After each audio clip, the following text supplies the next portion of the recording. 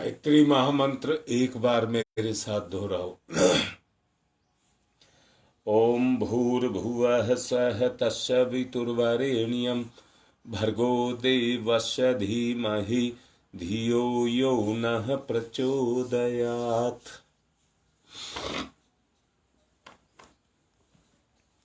सबसे पहले आप सभी को नव वर्ष की शुभकामनाएं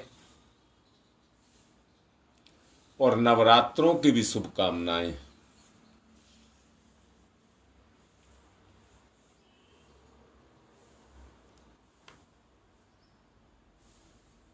अनुष्ठान तो पहले से भी चल रहा है, परंतु अब नवरात्रों की साधना का अनुष्ठान चलेगा। आपको तपस्वी की भूमिकाओं को निभाना है, उन गतिविधियों में से होकर के गुजरना है जिसमें आपके अंदर प्रखरता की ज्योति जगमगाती हुई दिखने लग जाए। मेरी ऐसी कामना है।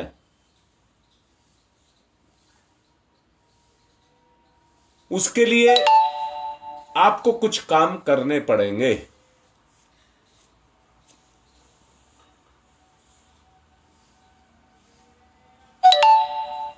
शरीर में आलस्य फटकने ना पाए, नियमितता और समय की व्यवस्था का सदा आप लोग ध्यान रखना। नियमितता और समय की व्यवस्था दोनों का आप लोगों को ध्यान रखना है। सक्रियता और स्फूर्ति आपके अंग अंग से झलके गेंद की तरह उछलने का मन आपके अंदर हो।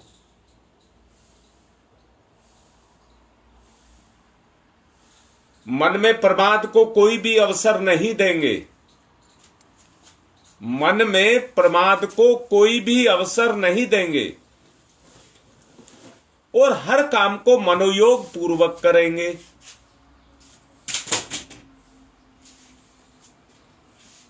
उसमें भावना का समावेश करेंगे।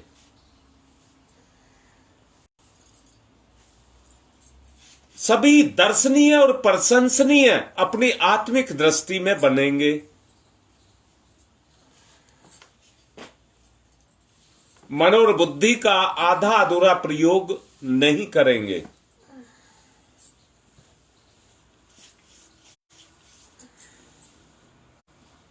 जिसने मानसिक जागरूकता को बनाए रहने का अभ्यास कर लिया, अर्धचेतन को जागृत कर लिया, वो ऐसा मेधावान बनेगा कि हर बात को गहराई से सोचेगा। विवेकपूर्ण दूरदर्शी निर्णय करना उसका लक्ष्य बन जाएगा। जो हाथ में लिया है उसे सफल बना करके ही हम रुकेंगे। शरीर और मन को सर्कस के जानवरों की तरह से साधेंगे। जितने उपयोगी सिद्ध वो हमारे लिए हो सके, उतनी ऊंचाई तक उनका प्रयोग करेंगे। इसको तपस्वी की जीवन की रीति नीति कहते हैं।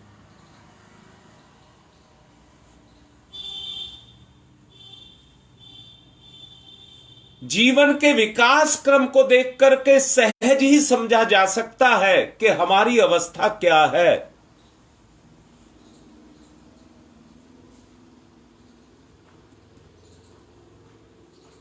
फिर से कह रहा हूं, निश्चित रूप से भरपेट संपूर्ण भोजन कहा है, एक समय जरूर करेंगे।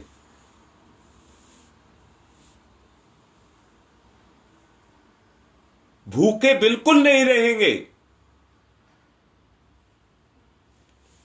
सवेरे हल्की कोई चीज नाश्ते में लेंगे और शाम को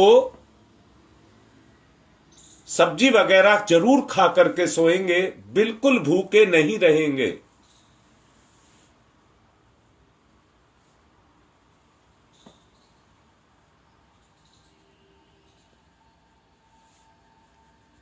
तपस्वी न्यूनतम समय में और धन के निर्वाह की योजना बनाता है।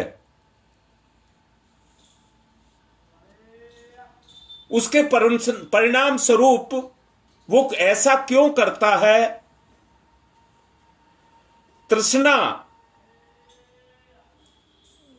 विलासिता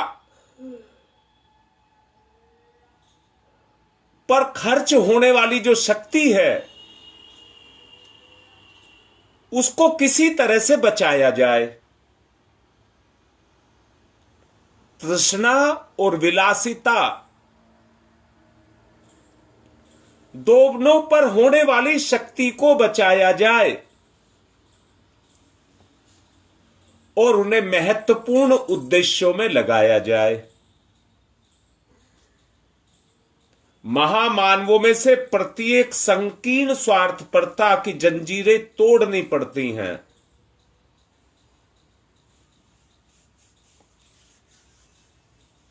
दोबारा से निवेदन कर रहा हूं,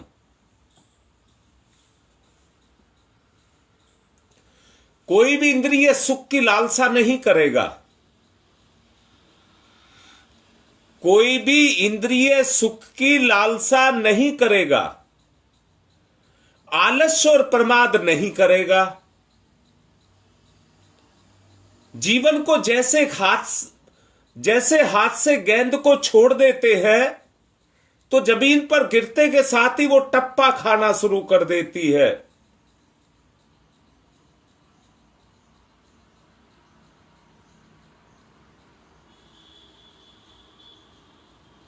इसी तरह से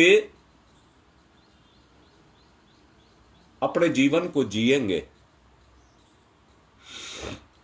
बंधन की जो जंजीरें हैं, जो हमारी इंद्रियों ने हमको बांध करके रखा हुआ है, आपको इनको तोड़नी है। इसके लिए आवश्यक तपश्चर्या द्वारा उस तप को पैदा करेंगे जिससे ये हो सके। बदले में उस शक्ति को सेवा धर्म के रूप में अपनाए बिना आत्मसंतोष नहीं करेंगे। ना किसी को आत्मिक प्रगति हुई है,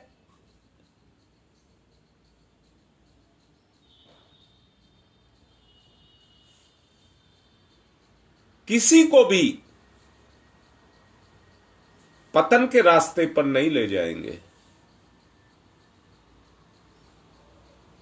आत्मिक प्रगति के रास्ते पर उदारता, सहृदयता, आत्मीयता से ओतप्रोत प्रेरणाओं को अंतःकरण में यथासंभव स्थान देंगे। अंतरात्मा में यह विशेषता तप साधना से ही उभर सकती है।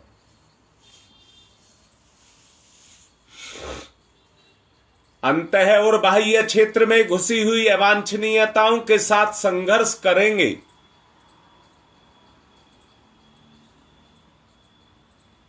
प्रतिपक्ष के आघात को बिना उद्विग्न हुए सहते हुए सूरवीरों की तरह से दुस्साहस को अपने अंदर उभारेंगे। अपना स्वभाव ऐसा दिव्य बनाएंगे जो मन स्थिति में ही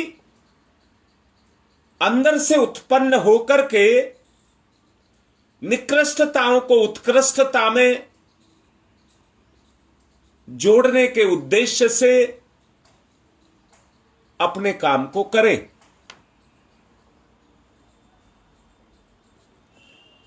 जब तप में कष्ट साध्य परिस्थितियों से रस आने लगे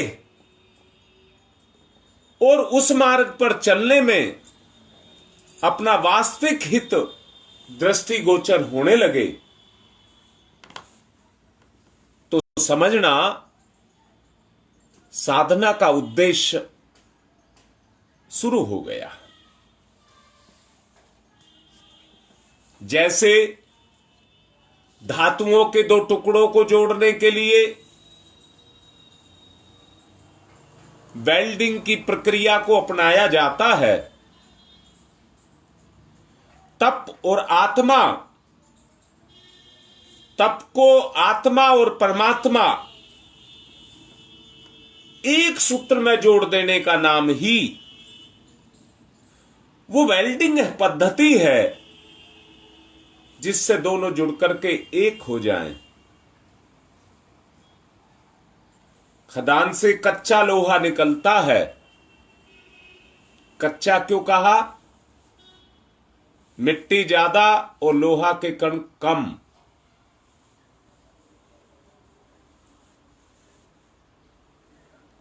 मैं एक बार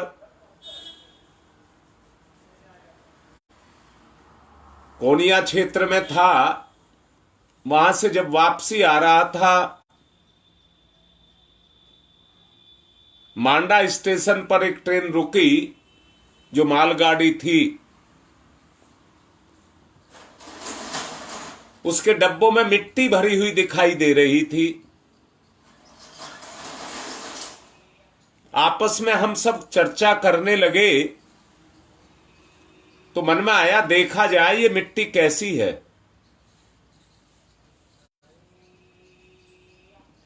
जब उस मिट्टी को देखा गया तो उसमें लोहे के जंग लगे हुए कण साफ दिखाई दे रहे थे। काली काली मिट्टी दिखाई दे रही थी, उसमें लोहा दिखाई दे रहा था। तब समझ आया खदान से खुदने वाला लोहा कैसा होता है।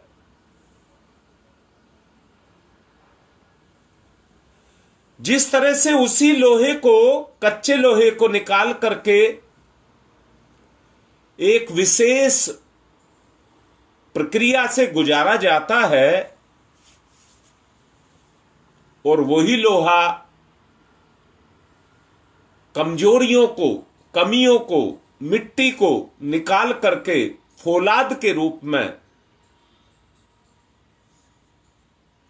बदलने लग जाता है।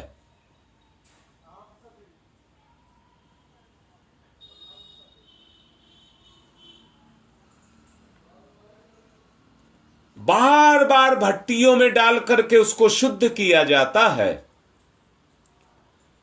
इसी क्रम के बार बार चलने से फौलाद, स्टेनलेस स्टील बनाने का अवसर उस लोहे को मिलता है।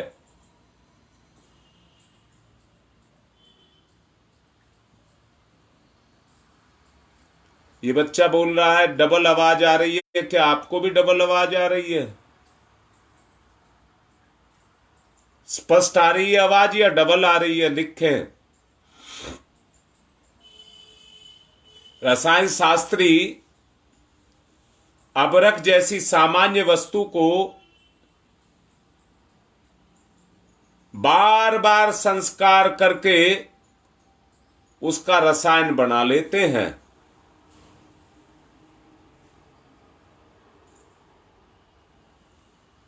धातुओं के जागरण मरण की, विषयों के शोधन करने की, लगातार घोटते और पीसते रहने की विधियां चिकित्सा प्रणाली में अपनाई जाती हैं। स्वभाव और संस्कारों को घुटाई और पिसाई के द्वारा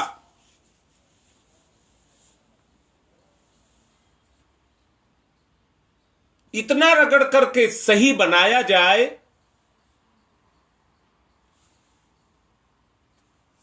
उस प्रक्रिया को तपश्चर्या कहते हैं। एक में पदार्थ को कष्टसाध्य परिस्थितियों में प्रवेश करके उसके महत्व को बढ़ाना पड़ता है। दूसरे में व्यक्ति को स्वेच्छापूर्वक उच्च स्तरीय उद्देश्यों के लिए अपने ऊपर नियंत्रणों को, प्रतिबंधों को और सत उद्देश्यों को प्रति आवश्यक कठिनाइयों को, विरोधाभासों को सहन करना पड़ता है।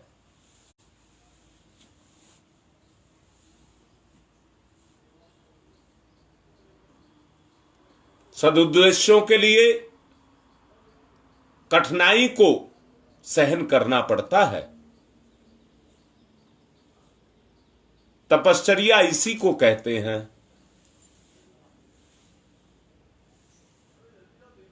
बोलो बेटा, मेरी बात ठीक लग रही है? कोई भी किसी तरह की केवल औपचारिकता को, टंट घंट को पूरा नहीं करेगा। सबको छोड़ना है।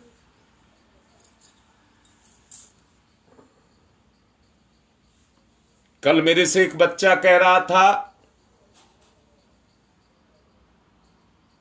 मिट्टी का मटका लाकर के कलश स्थापित करेंगे। मैंने उससे कहा, धातु का कर लोगे तो क्या दिक्कत है?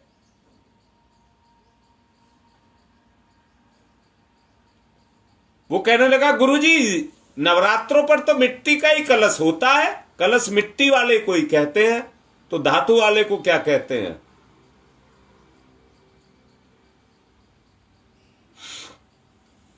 किसी भी टंट घंट को नहीं।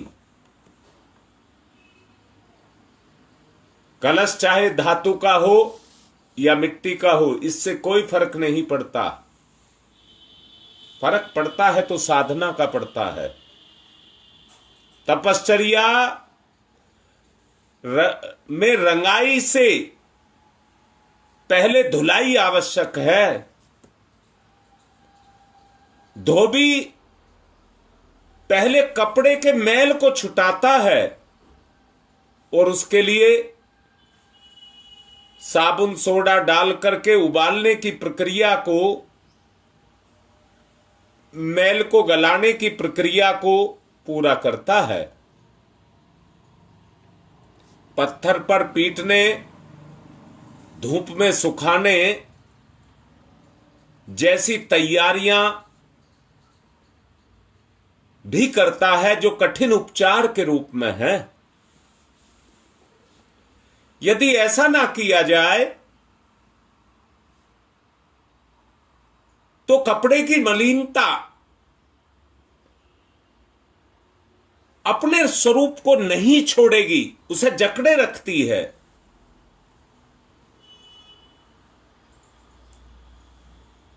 ध्वल उज्जवल दिखाई नहीं पड़े, रंग तो उस पर ही चढ़ेगा जिसमें कोई मैल नहीं होगा। और एक बार रंग अगर पक्का चढ़ गया तो कपड़ा फट जाएगा पर रंग नहीं उतरेगा। व्यक्ति को निर्मल बनाने के लिए संस्कारों के सुसंपन्न प्रक्रिया को धुलाई और रंगाई के समतुल्य माना जा सकता है।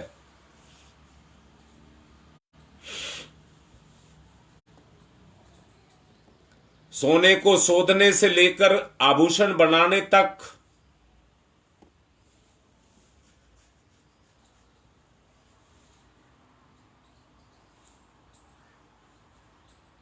शुभम, तुम्हें आवाज नहीं आ रही है बेटा? क्या जो मैं बता रहा हूं यही करना है? और कुछ नहीं करना, जो समझाया गया है यही करना है।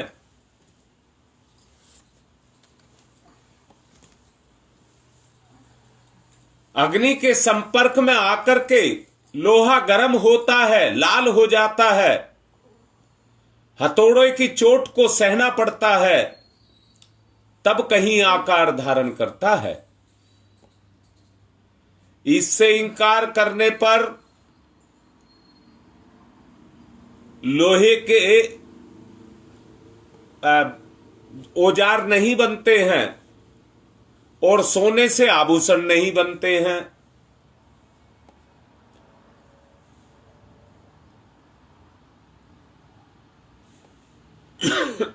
सोना तो है, अगर आकार धारण नहीं किया तो गले में, माथे पर अलंकृत नहीं हो सकता।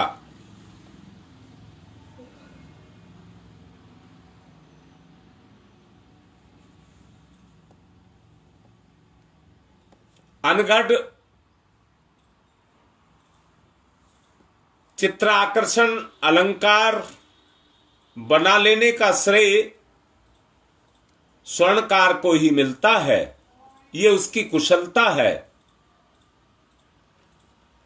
उसके साथ असीम शुभकामना, उज्जवल भविष्य की विवेकपूर्ण संभावना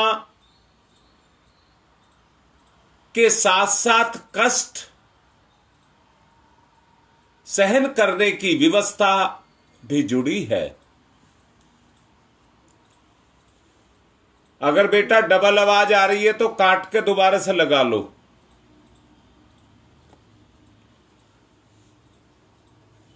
प्राचीन काल से ही चली आ रही इस प्रक्रिया को,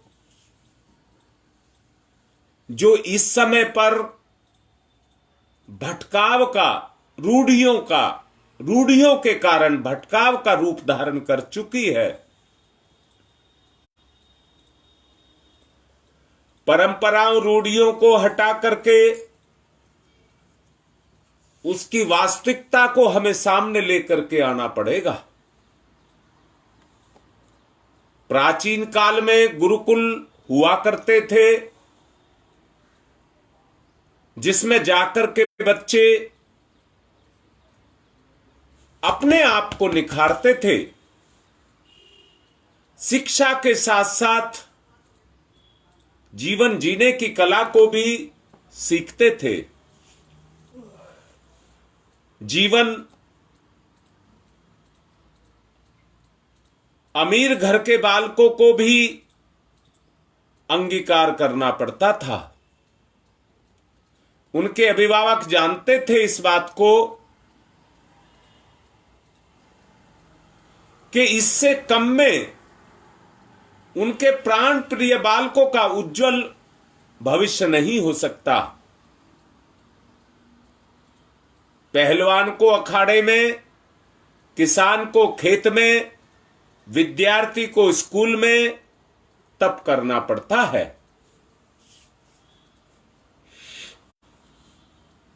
यदि वे सुविधा और सरलता की बात सोचते रहें,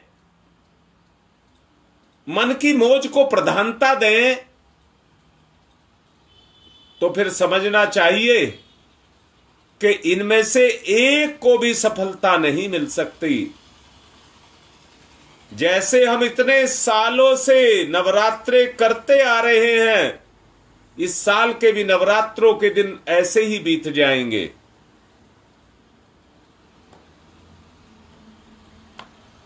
इसलिए इस कार्य को पूर्ण मनोयोग के साथ किया जाए। मैं ऐसी आशा करता हूं आपसे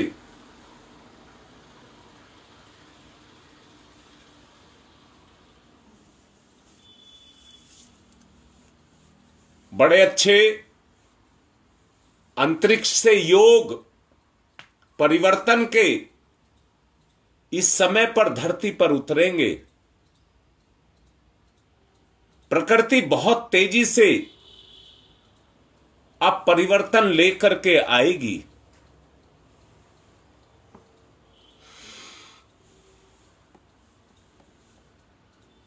नहीं बेटा, अब मैं शुरू से नहीं बता सकता, उतनी बात पर चलते जाओ, इसको दोबारा सुनना। आत्मिक प्रगति के लिए तप के मार्ग को ही अपनाना पड़ता है।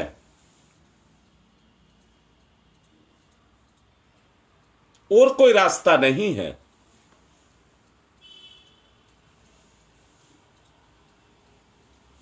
जैसे आप पेट की आवश्यकता, मन की आवश्यकता को महसूस करते हैं, वैसे ही आप आत्मा की आवश्यकता को महसूस करें।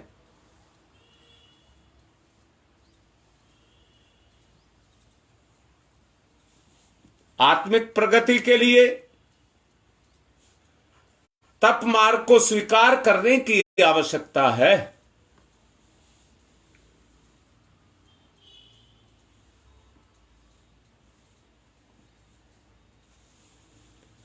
जन्म जन्मांतरों के जो चढ़े हुए कुसंस्कार हैं,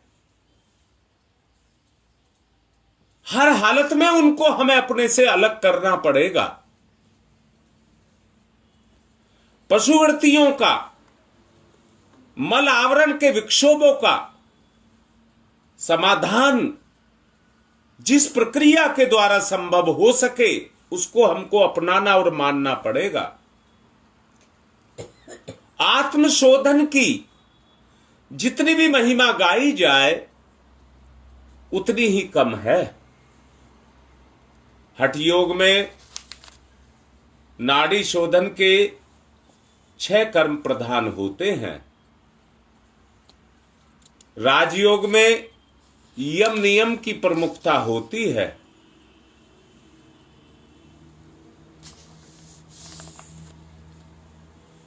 उनकी प्रमुखता होती है।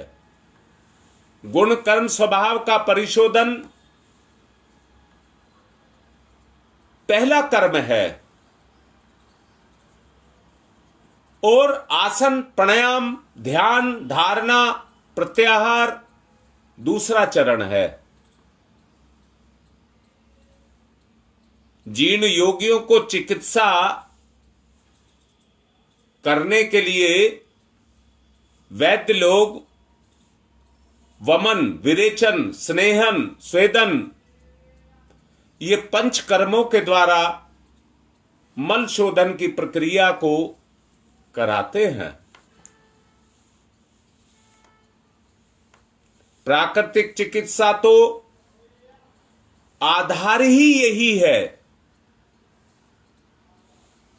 वस्ती कर्म और उपवास,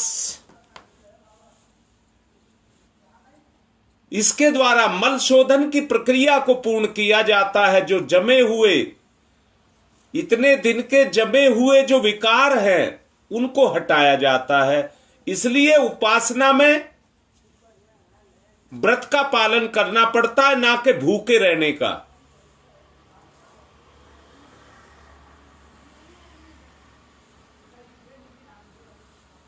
रोग मुक्ति का प्रधान आधार यही है। नए घर में प्रवेश करने से पूर्व उसकी धुलाई, पुताई, रंगाई सब करनी पड़ती है। तप द्वारा कुसंस्कारों का निवारण करना पड़ता है। इसके बिना दैवी सुसंस्कारों का अवतरण संभव नहीं हो सकता। मल त्याग द्वारा पेट खाली करना पड़ता है। उसके उपरांत भूख की पूर्ति की जाती है। भोजन करने का लाभ तभी ही होता है। गंदी सांस छोड़ने के पश्चात नाक में नई स्वच्छ प्राण से युक्त सांस को भरना पड़ता है। प्रायश्चितों के लिए चंद्रायण व्रतों को करना पड़ता है। और कितनी ही कष्ट साध्य तपस्याएं करनी पड़ती हैं। कष्ट साध्य इसलिए मैंने जैसा अभी कहा, इंद्रियों में छुपे हुए उनके दोष दुर्गुणों को बाहर निकालना पड़ता है, इसलिए कष्ट साध्य है।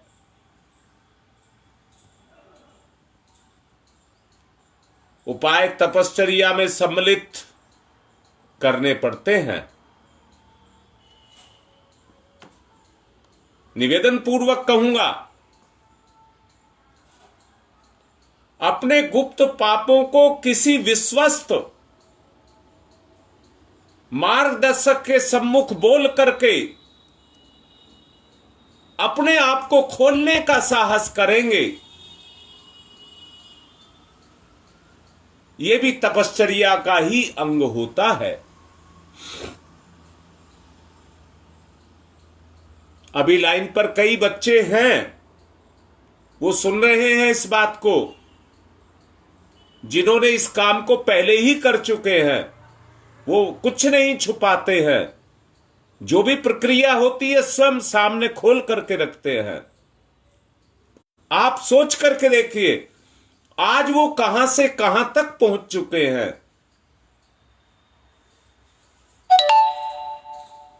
कसाय कलमशों का दबाव,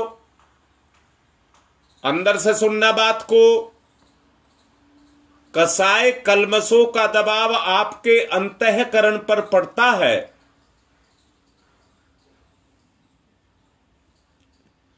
जो आपको बुराई की तरफ चलने के लिए मजबूर करता है। अगर ये कसाय कलमश आपने अपने ऊपर से हटा लिए, दिव्य शक्तियों का बाहर अपने अंदर प्रकट कर लिया, तो अनायास ही आप ये महसूस करेंगे, जो दुष्प्रवृत्तियां हमें मजबूर करती थी उनसे हमारा पीछा छूट गया।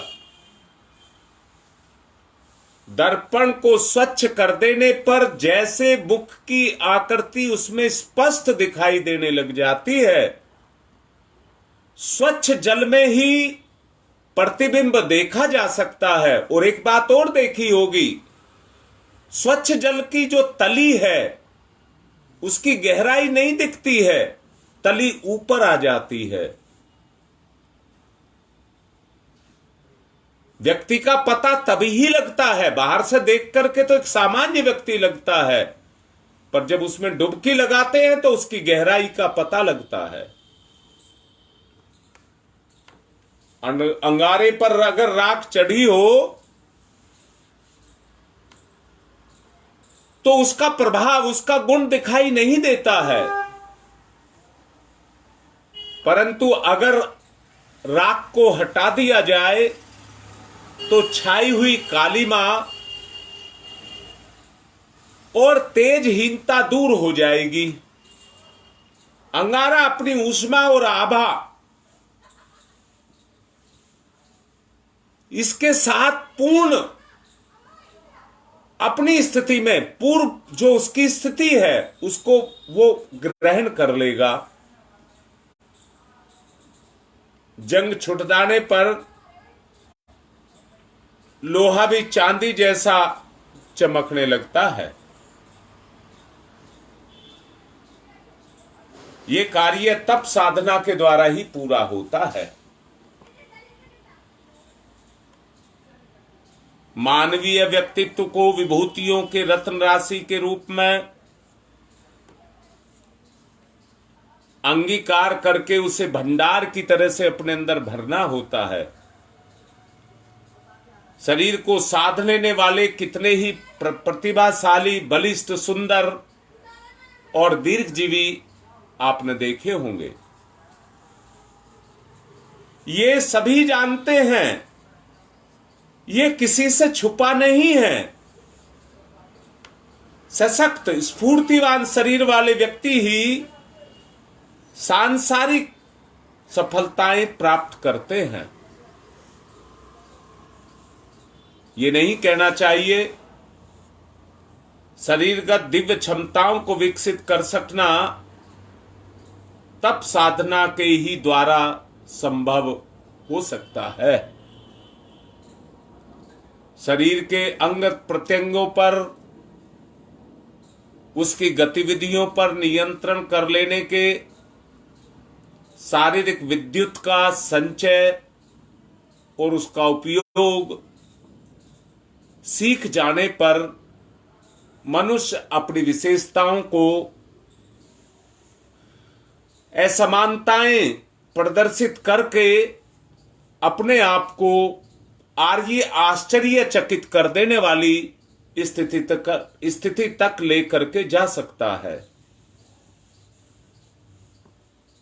मस्तिष्कीय शक्तियां खोजबीन करने वाले वैज्ञानिक खोपड़ी में छोटे छोटे किंतु अत्यंत रहस्यमय कंप्यूटर की महत्ता को जो हमारे मस्तिष्क में है उनको समझते हैं।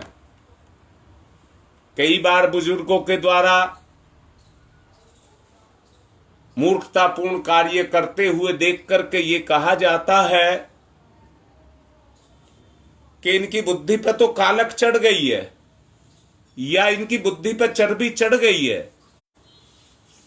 सचमुच आपके वो सूक्ष्म रंध्र खुलते हैं। साधारण मस्तिष्क सोचने समझने के काम वाला अवयव मात्र है,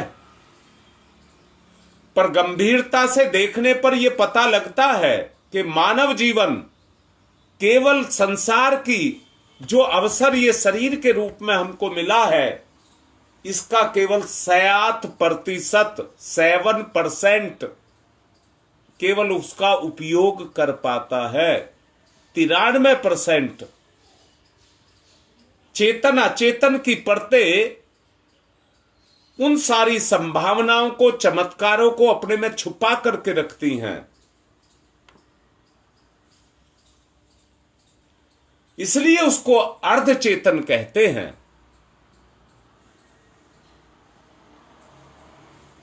सांसारिक जितने भोग विलास हैं उन पर हमारी बुद्धि बुराई के रूप में काम करती रहती है। मनुष्य की अतीन्द्रिय क्षमता के संबंध में आजकल पैरोसाइकोलॉजी, न्यूरोलॉजी, मेटाफिजिक्स, आकल्ट साइंस, इन क्षेत्रों में गहरी खोजें आजकल हो रही हैं और आदमी एक निष्कर्ष पर पहुंच रहा है कि आदमी का ये मस्तिष्क जादू का पिटारा है। इसमें भरे हुए रहस्य घटकों को समझा और उभारा जा सके तो समझ लेना अब तक हुई जितनी प्रगति है उसके अनेक गुने आधार इसके अंदर भरे पूरे हुए पड़े हुए हैं। त्रिकालदर्शी ऋषियों ने अपने असंख्य रिद्धि सिद्धियों के भंडार तप साधना के द्वारा जागृत किए हैं। ध्यान, धारणा, प्रत्याहार, समाधि, ये 4 साधनाएं मस्तिष्क संस्थान के परिशोधन और जागरण के लिए की जाती हैं। अंतःकरण, कारण शरीर, अंतःकरण, कारण शरीर, स्वर्गलोक, जीव और ईश्वर के मिलन का, संगम का क्षेत्र है। तप साधना द्वारा अपनी अंतरात्मा को परमात्मा के स्तर पर पहुंचाया जा सकता है और वो स्थिति पैदा की जा सकती है जिसको आत्म साक्षात्कार या आत्म सुधार या परमानंद माना जा सकता है। ईश्वर की सृष्टि में जो सृष्टि का अधिपति है वो सृष्टि की समस्त संपदाओं का स्वामी है उसके साथ यदि गहन संपर्क आपका स्थापित हो जाए, आत्मीयता के साथ वो जुड़ जाए, तो फिर पारस्परिक जो आदान प्रदान है उसमें किसी तरह की कोई कमी या कोताही नहीं रह जाएगी। व्यक्ति आत्मसमर्पण करके ईश्वर को अपना सब कुछ सौंप देता है, साथ ही उसके पास जो है उसको प्राप्त करने का अधिकारी भी बन जाता है। यह उभय पक्षीय सौदा है, एक पक्षीय नहीं है। अंतरात्मा को तप प्रक्रिया द्वारा उच्च स्तरीय उद्देश्यों के लिए लगा देना व्यक्ति को भगीरथ के गंगा अवतरण के समान संभव, और अगस्त ने समुद्र को सुखाया था जैसे पौराणिक उत्थान इसी तपश्चर्या के परिणाम स्वरूप पैदा हुए।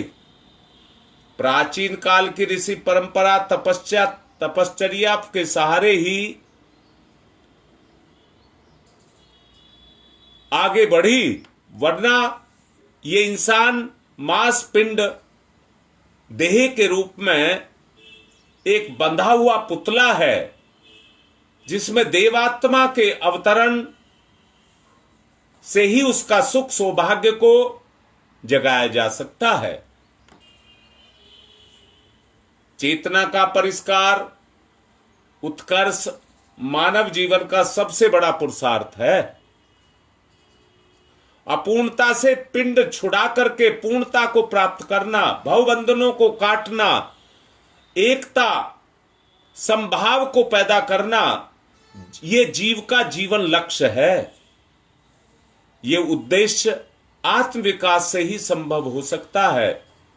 पात्रता और प्रामाणिकता को सिद्ध करने के लिए, महत्वपूर्ण और स्थायी उपलब्धियों को प्राप्त करने के लिए, उसके लिए आपको योग और तपश्चर्या का सहचर्य करना ही पड़ेगा। उसके अलावा कोई उपाय नहीं है।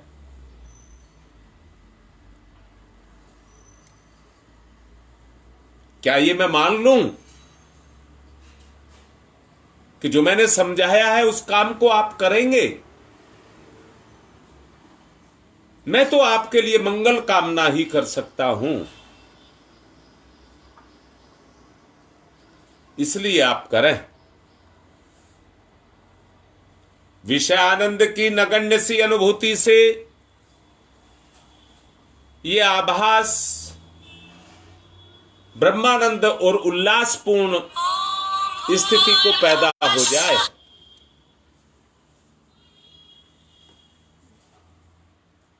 इस प्रक्रिया को आप करें। आत्मा ईश्वर से जुड़ करके परमात्मा बन जाए। इसलिए इस योग की प्रतिक्रिया को मात्र चिंतन और भाव से ही आप कर सकते हैं।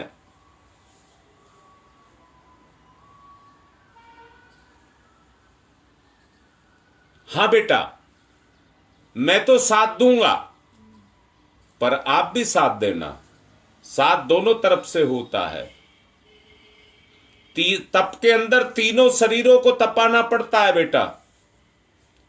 उन पर चढ़े हुए कसाय कलमशों को सबको हटाना पड़ता है। मैंने नरक, धरातल और स्वर्ग की बात आपसे की है। नरक से अपने आप को निकालकर स्वर्ग तक लेकर के जाना है। हम योग और तप के महत्व को समझें और अपने कदम बढ़ाएं। इसी से जीवन में सफलता मिल सकती है। और आज वो समय भी आ गया है जो नवरात्रों के सामने आपके सामने है। जिस तरह से व्यक्ति भोग और विलास के लिए अपने आप को न्योछावर करता है, आज से हमें शक्ति के प्रति अपने आप को समर्पण करना होगा।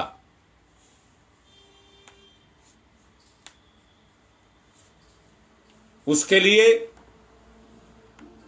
आप पूर्ण रूप से तैयार होकर के इस पर पहल करिए।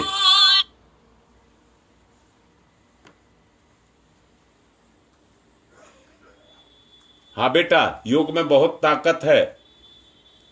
अब मैं कलश स्थापना कराता हूं और आपको संकल्प दिलाता हूं।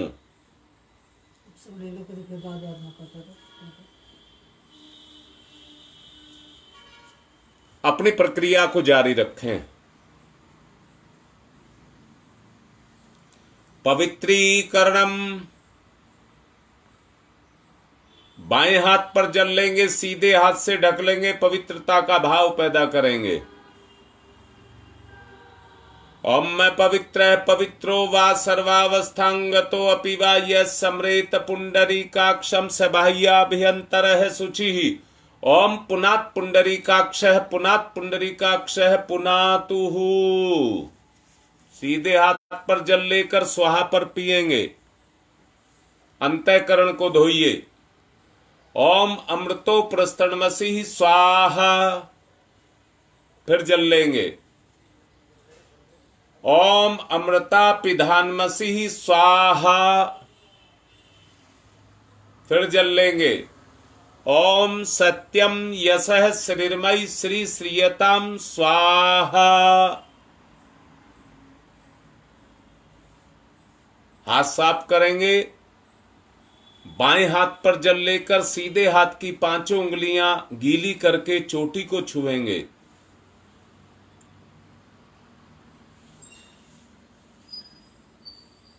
ओम चिद्रूपिणी महामाई दिव्य तेज समन्विते तिष्ठ देवी शिखा मध्य तेजो वृद्धिम कुरुष्वमेव। न्यास करेंगे।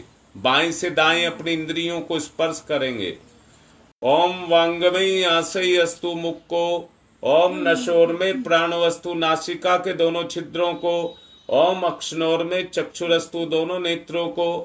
ओम कर्णयोर में श्रोत्रमस्तु दोनों कानों को। ओम बाहोर में बलमस्तु दोनों भुजाओं को। ओम उर्वोर में ओजवस्तु दोनों जंघाओं को। ओम अरिष्टानि मंगानि तनुस्तनवा में सह संतु। एक आचमनी जल धरती माता पर चढ़ाएंगे। चरण स्पर्श करेंगे। लोक कल्याण की भावना को जागृत करेंगे। ओम पृथ्वी त्वया धृता लोका देवी त्वं विष्णु नाधृता त्वं च धार्य माम देवी पवित्रम कुरु च स्मनम। एक दूसरे का सहयोग करेंगे, तिलक करेंगे। ओम चंदनस्य महत्यपूर्णम पवित्रम पापनाशनम आपदाम हरते नित्यम लक्ष्मी तिष्ठति सर्वदाम। कलावा बांधेंगे। व्रतबंध है। ओम व्रतेन दीक्षा मापनोति दीक्षा यापनोति दक्षिणाम दक्षिणाम श्रद्धया मापनोति श्रद्धया सत्यमाप्यते। अब दीपक जलाएंगे और पूजन करेंगे।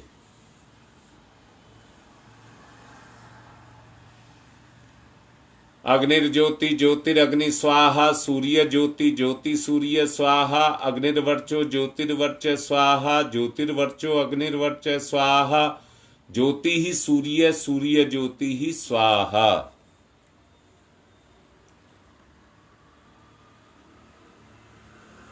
अब कलश को अब हाथ पर पुष्प चावल जल जो भी आपके पास है ले लेंगे और संकल्प लेंगे।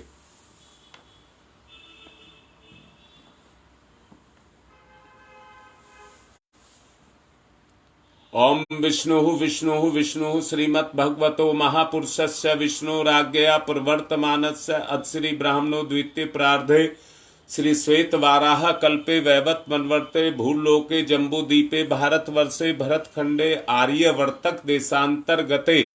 अपने अपने स्थान का नाम लेंगे।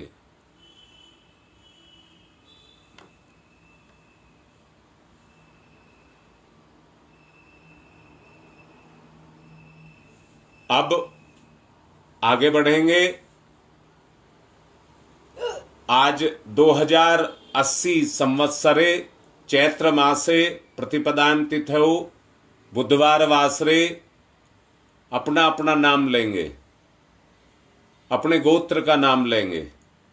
सत्प्रवृत्ति संवर्धनाय, दुष्प्रवृत्ति उन्मूलनाय, लोक कल्याणाय, आत्म कल्याणाय, वातावरण परिष्काय, उज्ज्वल भविष्य कामना पूर्ते च प्रबल पुरुषार्थ करिष्ये, अस्मै प्राजनाय च कलश आदि आवाहित देवता पूजन पूर्वकम गायत्री मंत्र का 24,000 का अनुष्ठान, साथ में सत्प्रवृत्ति संवर्धन के निमित्त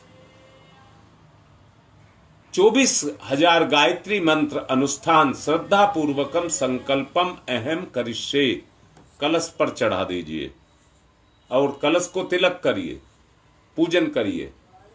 ओम तत्वायामि ब्रह्मणा वंदमानस्तदासास्ते यजमानो हविर्भि अहेडमानो वरुणैः बुद्ध्यर्षः वंशमाने आयुः प्रमोसीहि।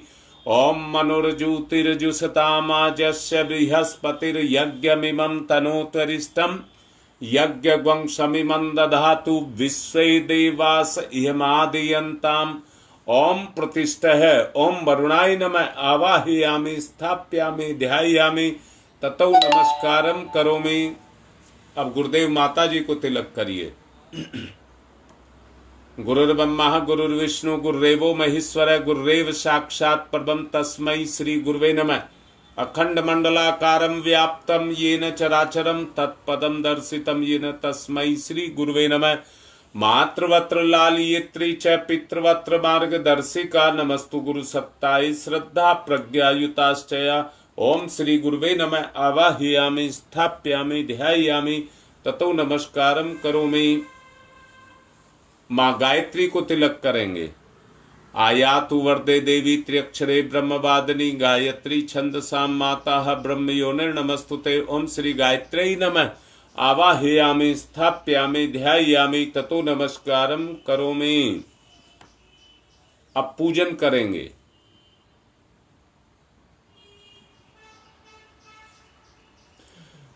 एक पुष्प लेंगे और आसन के रूप में नहीं, अभी मां दुर्गा का भी आवाहन करेंगे। मैं बीच में क्षमा करना भूल गया, गलती हो गई। मां दुर्गा को तिलक करेंगे। ओम दुर्गे स्मृता हर्षि भितिम शेष जंतौ स्वस्थै स्मृता मतिमति शुभाम ददासी। दारिद्र दुख भय हारिणी का तदन्या सर्वोपकार करणाय सदा चित्ता। ओम माता दुर्गाय नमः आवाहयामि स्थाप्यामि ध्यायामि ततो नमस्कारम करोमि। अब पूजन करेंगे। एक पुष्प लेकर के अर्पित करेंगे। ओम सर्वेभ्यो देवेभ्यो नमः आवाहयामि स्थाप्यामि आसनम समर्पयामि। बूंद बूंद करके 4 बूंद जल चढ़ाएंगे। पाद्यम समर्पयामि, अर्घम समर्पयामि, आचमनम समर्पयामि, स्नानम समर्पयामि। कलावे के छोटे छोटे 2 टुकड़े ले लें। एक चढ़ाएं वस्त्रम समर्पयामि, दूसरा चढ़ाएं यज्ञोपवीतम समर्पयामि। तिलक करें, गंधम विलेप्यामि, चावल दें, अक्षतानि समर्पयामि, पुष्पाणि समर्पयामि, धूपम आग्रयापयामि, दीपम दर्शयामि। कोई भी किसी तरह का मीठा चढ़ाएं। नैवेद्यम निवेद्यामि, फूल पत्ती चढ़ा दें। तांबूल पुंगी फलानी समर्पयामि, कोई सिक्का चढ़ा दें। दक्षिणाम समर्पयामि, चावल चढ़ा दें। सर्वा भावे अक्षतानि समर्पयामि। हाथ जोड़कर प्रणाम। नमोस्तनंताय सहस्रमूर्तये सहस्रपादाक्ष शिरोर्भावे सहस्रनाम्ने पुरुषाय सारस्वते सहस्रकोटि युग धारणे नमः। सहस्रकोटि युग धारिणे नमः।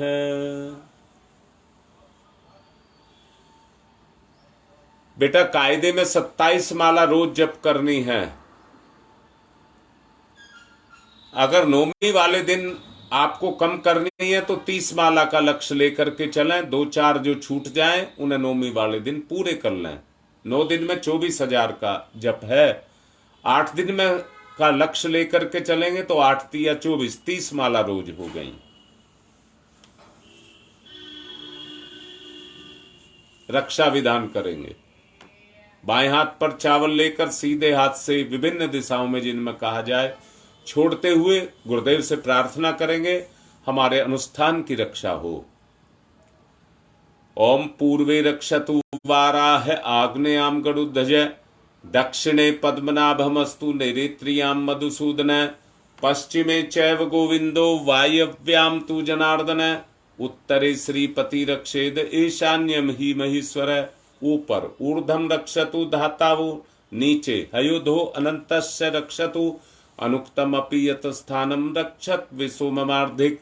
अपसर्वन्तु ये भूता भूमि संस्थिता ये भूता विघ्न कर्ता रस्ते गच्छन्तु शिवाज्ञया। अपक्रामन्तु भूतानि पिशाचा सर्वतो दिशम सर्वेषां विरोधेन यज्ञ कर्म समारभे यज्ञ कर्म समारभे। कल से विषय को बदला जाएगा। अब देव शक्तियों के उभार की बात की जाएगी। अंतःकरण के परिमार्जन से ही दिव्य शक्तियां उभारी जा सकती हैं। ये चर्चा का विषय कल से रहेगा। आज की बात को यहीं विराम दे रहा हूं। जिनको कोई गलती रह गई है, जैसे शिवम बार बार लिख रहा है, लाइव को दोबारा से चलाओ, सुनो और इसी से अपनी स्थापना करो। लाइव में सब कुछ है, ये सेव है, इसी को दोबारा चलाओ और जिसको कमी गलती रह गई है उसे ठीक कर लो। आज की बात संपन्न।